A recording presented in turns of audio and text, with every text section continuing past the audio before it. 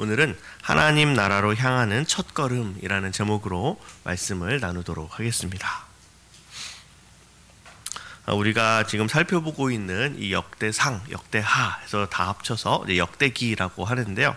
역대기는 포로 귀환 이후에 이제 어려운 환경에 살아가면서 이제 하나님의 백성들이 이제 이 어려운 상황 속에서 우리가 무엇을 소망으로 두고 살아야 할까 할 때에 정말 그들에게 있어서 정말 유일한 소망이 되시고 또 그들에게 은혜를 주시는 그 언약의 신실하신 하나님을 기억하게 함으로써 그 어려운 상황을 이겨내고 여전히 하나님의 백성답게 정말 살아가기를 소원했던 현지자가 기록한 책이라고 할 수 있습니다. 그래서 가장 유력하게 역대기를 기록한 사람이 아마 에스라가 아니었겠느냐 이렇게 이야기를 하는데요.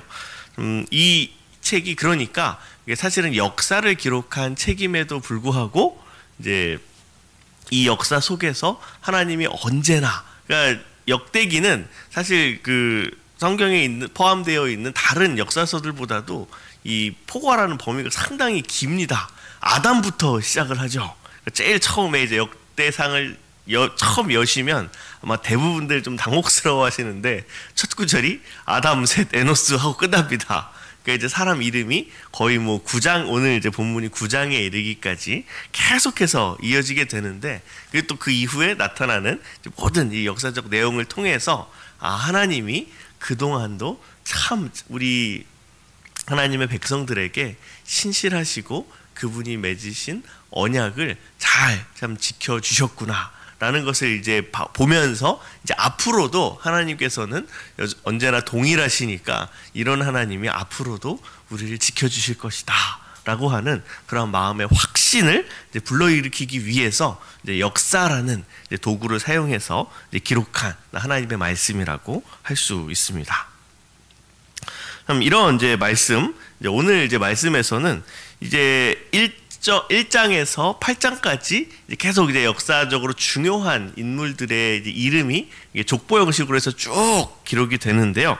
이제 오늘 본문에서는 특별히 이제 오늘 이 역대상을 읽고 있는 1차적인 독자인 이 포로 귀환 이후에 이스라엘 백성들이 읽고서 조금 더 친숙할 만한 이제 상황, 또 친숙할 만한 이름들이 등장을 합니다. 왜냐하면 이 이스라엘 백성들이 이제 범죄해서 나라가 망하고 이제 다 이제 포로로 끌려갔다가 돌아온 사람들의 이름이 이제 나열되기 때문이죠.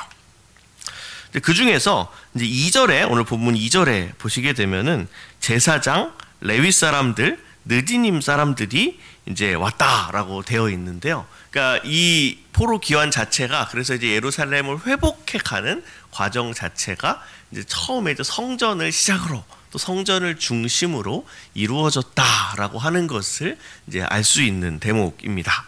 그래서 이제 우리의 이제 삶에 있어서도 예전에 한번 또 다임 목사님께서도 설교하시다가 한번 말씀하신 적이 있는데, 우리가 삶이 좀 망했다, 우리의 삶이 좀 어려움을 겪고 있다라고 할 때 어디서부터 회복해야 되냐라고 하면 우리의 예배를 회복해야 된다. 하나님과의 관계를 회복을 해야 되는데, 그러기 위해서 하나님께서 주신 이제 가장 이제 첫걸음이 바로 예배 회복이다라고 하는 것인데, 이제 오늘 이제 본문에서도 그러한 원리가 또 이 예루살렘의 회복이라고 하는 이제 주제에 있어서도 이러한 원리가 좀 잘 드러나고 있는 것이죠. 그리고 이제 3절에 보시게 되면 이런 이제 성전과 관련된 사람들뿐만이 아니라 이제 일반 백성들도 이제 예루살렘에 이제 돌아오게 되었다라고 하면서, 오늘 이제 3절까지만 읽었는데 그 3절 이후로는 이때 귀환한 사람들 중에 좀 중요한 인물들이 있고 또 그 외에 이제 함께 온 사람들이 몇 명이다라고 하면서 인물들의 이름이 쭉 등장을 하고 있습니다. 근데 여기 이제 3절에 보시게 되면 굉장히 흥미로운 또 내용이 나오게 되는데요. 여기 보시면 유다 자손과 베냐민 자손과 에브라임과 므낫세 자손이라고 해서 지금 4개의 지파가 등장하는 것을 볼 수가 있습니다. 근데 이 중에서 뭐 원래 이제 우리 다 아는 것처럼 이스라엘이 이제 북왕국, 남왕국으로 이제 분리돼 가지고 오랫동안 이제 역사가 이루어지는데, 그 중에 이제 남유다에 해당하는 이제 지역은 유다 지파가 사실 대부분을 차지하고 있고 거기에 이제 베냐민 지파가 함께하는 방식으로 이 남유다 왕국이 이루어지기 때문에 유다 자손과 베냐민 자손이라고 언급을 한다는 얘기는 이 남유다 사람들 중에서 돌아온 사람들이 누구냐 하는 것을 이제 언급을 하는 것이고 또 에브라임과 므낫세 자손 에브라임 지파와 므낫세 지파는 북이스라엘의 이제 중심적인 지파입니다. 그러니까 이제 에브라임과 므낫세가 요셉의 아들들이죠.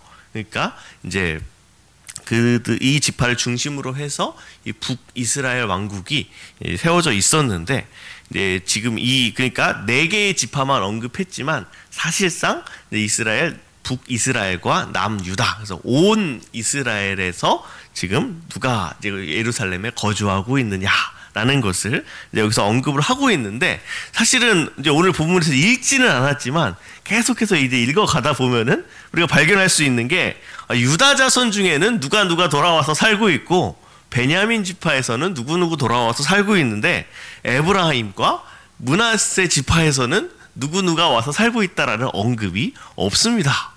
그러니까 사실 이제 북이스라엘이 남유다보다 먼저 망하고 또 그러면서 이제 그 북이스라엘을 통치했던 나라들이 이제 적극적으로 이제 혼혈 정책을 펴기 때문에 사실은 에브라임 지파와 므낫세 지파가 그 유다나 베냐민 지파처럼 온전하게 남지를 못했던 거죠. 그래서 우리가 이제 잘 아는 것처럼 신약 시대에 왜 사마리아인이라고 있죠. 사마리아 사람들이 사실은 북이스라엘에 살던 사람들이에요. 그들의 후예들인데 이때 이제 혈통이 온전한 이 이스라엘 백성의 이 혈통이 아니라 이민족들이랑 막 혼합되고 했기 때문에 쟤들은 반쪽짜리 유대인이야라고 하면서 저 이제 남쪽에 살고 있었던 유다 출신의 사람들에게는 좀 이제 멸시의 대상이 되는 일들이 있었는데 지금 이제 이 상황 속에서는 그러니까 에브라임과 므낫세 지파는 사실 그렇게 온전하게 남지도 못했고 지금 상황에서 이렇게 예루살렘에 남아서 뭐 혹시 뭐 일부 있었을지는 모르겠지만 적어도 성경에 이러이러한 사람들이 지금 요 지파들을 대표해서 있지는 않다라고 이제 우리가 확인할 수가 있는데 그럼에도 불구하고 이 역대기를 기록한 이 저자의 의도 속에 그러니까 하나님이 정말 이 이스라엘을 회복하실 때 그러니까 북이스라엘은 망했으니까 끝나버렸고 우리 남유다만이라도 좀 회복을 시켜주시겠지 하는 그런 뜻이 아니라 하나님이 처음 약속하신 것처럼 온 이스라엘을 다 회복시켜 주실 것이다 라고 하는 그런 기대를 가지고서 지금 이 지파들의 이름도 언급해 놓은 것이지요. 이런 차원에서 생각을 해보면 사실은 교회 안에 지금 우리 그 새벽 기도 하는데도 이제 빈 자리들이 많이 있죠. 교회에 빈 자리를 넣는 게 아주 중요합니다. 그 언약에 하나님께서 주신 언약에 따라서 이제 이미 우리가 이 자리에 앉아 있는데 사실은 아직은 이 자리에 앉아 있지 않지만 하나님 나라의 온전한 회복이 이루어지지 않았기 때문에 아직까지 은혜의 자리에 나오지 못하고 세상에서 헤매고 있는 사람들이 많이 있지만 이제 저 사람들은 나갔으니까 저 사람들은 다시 안 올 거야 라고 하면서 그들의 빈자리를 사실 치워서는 안 되는 거죠. 그러니까 교회에는 늘 빈자리가 있어야 됩니다. 그래서 이 빈자리를 가지고서 사실 이 빈자리를 보면서 우리가 기도할 수 있어야 하는 것이죠. 그래서 정말 하나님의 택하신 모든 백성들이 함께 모여서 온전한 모습으로 하나님을 예배할 날을 우리들이 기대하고 꿈꾸며 또 그렇게 사실은 신앙생활을 해야 한다는 것이죠. 오늘 이제 본문에서 이 에브라임과 므낫세라고 하는 지파 이들이 설령 아직 지금 그들의 자리가 없더라도 또 그 자리를 이제 여전히 좀 치우지 않고 좀 이렇게 언급하고 있는 부분에서 하나님 나라가 어떠한 나라이냐, 어떠한 성격의 나라이고 하나님이 약속하신 것이 무엇이냐라고 하는 것을 우리가 생각할 수가 있죠. 자, 이렇게 이제 오늘 말씀 속에서 이제 사람들의 이름이 이제 등장을 하는데 제일 처음에 이제 등장하는 이름들은 3절 이하에서 이 유다와 베냐민 자손, 그 일반 백성들 가운데에서 이제 누가 이제 돌아왔느냐, 누가 지금 이스라엘에 정착했느냐 하는 부분을 이제 쭉 언급을 하고요. 그 다음으로는 이제 제사장들, 그러니까 레위 사람들인 거죠. 이제 제사장들 중에서 누가 왔느냐 이제 한켠에서 언급을 하고요. 또 그 다음에는 이제 제사장이 아닌 레위인들 중에서 누가 왔느냐 하는 것을 이제 언급을 하고 있습니다. 근데 이제 이때 이제 레위인들은 이제 주로 찬양과 관련된 일을 맡은 사람들이다라고 이제 알려져 있는데요. 이제 이렇게 일반 백성, 제사장, 레위인 그 중에서도 특별히 이제 찬양 인도자들 이렇게 언급을 하고 나서 그 다음에 언급하는 사람들은 바로 성전 혹은 성막을 지키던 문지기들입니다. 근데 되게 본문의 그 구성이 굉장히 흥미로운 게 오늘 본문이 1절부터 34절이니까 총 이제 34절로 이루어져 있죠. 근데 그 중에서 사실 앞에 나오는 이 레위인에 대한 설명까지가 이제 한 16절까지 나오고 17절부터 34절, 그러니까 오늘 전체 본문의 한 절반에 해당하는 내용은 오로지 문지기들에 대한 내용만으로 이루어져 있는 것을 확인할 수가 있습니다. 그것도 앞에 나오는 내용들은 그냥 단순히 제사장 중에 누구 있었다 하면서 그냥 이름만 언급하는 차원에서 이제 그치고 마는데, 이 문지기와 관련해서는 문지기들은 무슨 일을 하는 사람들이고 이 사람들이 실질적으로 맡은 임무가 뭐였고 또 거기다가 이제 이들이 맡은 기본적인 임무 이외에 이제 추가적으로 하는 일들까지 아주 자세하게 이제 기록해 놓은 것을 확인할 수가 있습니다.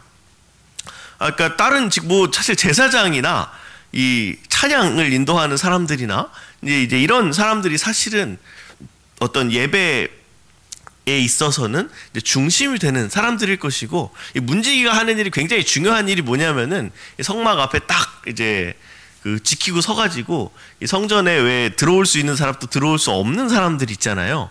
그런 거 이제 확인하면서 이제 들어올 수 있는 사람들이 이제 들어오고 막 이게 문제 일어나면 그런 부분 이제 좀 이제 커버하고 뭐 이런 식으로 일을 하는 사람들인데, 기본적으로는 성전 안에서 일을 하는 사람들이 아니라 성전 밖에서 일을 하는 사람들이죠. 물론 이제 성전을 위해서 또 예배를 위해서 일하는 사람들이기는 하지만 기본적으로 우리가 생각할 때도 뭐 교회 밖에서 막 일을 하는 사람들보다는 교회 안에서 일을 하는 사람들이 좀 더 주목을 받기 마련인데, 이 성경에서는 되게 흥미롭게도 제사장이나 레위인, 이 찬양 인도자들은 사실 이들은 그냥 설명을 굳이 하지 않아도 사람들이 다 아는 겁니다. 제사장 뭐 하는지 모르는 사람 없죠. 레위인, 뭐 찬양 인도자들은 찬양하겠죠. 또 찬양 준비하겠죠. 그러니까 굳이 사실 설명할 필요가 없는데, 이 문지기들은 사실 뭐 하는지 사람들이 자세히 이제 들여다보질 않으면은 잘 모를 수도 있는 겁니다. 그래서 이제 이 본문에서 이제 문지기들이 하는 역할을, 그러니까 어찌 보면 좀 앞에 있는 제사장이나 그 찬양 인도자들에 비해서는 좀 상대적으로 대우가 조금 낮고 또 소외될 수 있는 그러한 직분들인데, 이러한 직분에 대해서 성경이 기록하고 있고, 이걸 읽는 사람들마다 그러니까 뭐 제사장 뭐 하는 일들 다 우리 알지, 찬양 인도자들 뭐 이런 거 하는 거 알지. 근데 이 문지기가 하는 일들 쭉 읽어보면서 아, 우리 중에 참 문지기도 있구나. 문지기도 정말로 하나님을 위해서, 우리들을 위해서, 또 이 성전을 위해서 귀한 일을 하는구나 라는 거를 이제 이 기록을 읽는 모든 독자들이 또 기억할 수 있겠죠. 이런 이제 말씀을 이제 우리가 보게 되면서 아, 정말 교회 안에서 정말 필요 없는 직분은 없구나.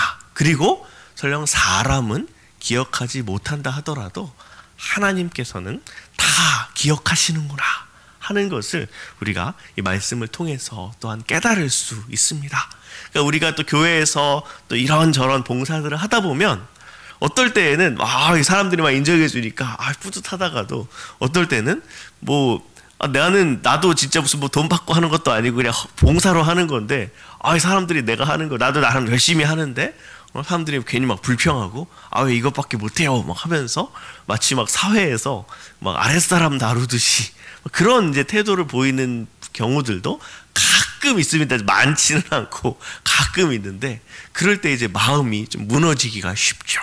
하지만 그렇게 정말 눈에 띄지 않고 정말 그냥 겉으로 보기에는 작은 일처럼 보이는 일이라도 모두가 정말 하나님께서 기뻐하시고 하나님이 원하시고 또 하나님이 기억하시는 일이다라고 하면서 이 말씀을 통해서 또한 이러한 문지기와 같은 섬김들을 또 위로하기 원하시고 또 칭찬하기 원하시는 그 주님의 마음이 이제 오늘 본문에 들어 있다고 할 수 있을 것 같습니다.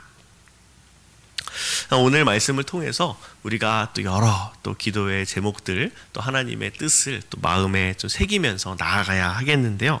먼저는 하나님께서 우리에게 약속하신 회복은 온전한 회복이다, 완전한 회복이다 라고 하는 사실입니다. 지금 우리 수준에서 어떻게 우리들끼리 이제 사부작 하면서 교회가 이제 잘 안정적으로 갈 것인가 이런 차원에서 생각할 것이 아니라 설령 지금은 자리가 비어 있더라도 지금은 정말 영 아닌 것 같은 저 세상에서나 어울릴 법한 사람들조차도 하나님께서 다 구원하시고 다 회복시키실 것이다. 그러니까 우리가 이제 회복에 대한 이제 우리의 생각을 좀 내려놓고 하나님이 하실 일들을 바라보면서 그렇다면 거기에서 우리가 정말 맡은 사명은 무엇일까? 이러한 것들을 찾으면서 정말 주님께 또 지혜와 능력과 또 힘을 주시도록 기도해야 되겠죠. 또한 그 과정 속에서 이제 주어지는 모든 섬김의 자리들은 다 귀한 것입니다.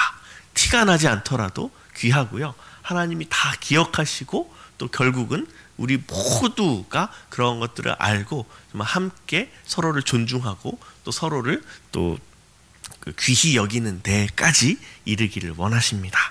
이러한 말씀의 교훈을 우리의 마음에 깊이 새기면서 또 오늘 하루의 삶 속에서도 정말 그 하나님 나라를 또 기대하고 바라고 또 위로받는 또 저런 저와 여러분 되기를 주님의 이름으로 축복합니다. 같이 기도하시겠습니다.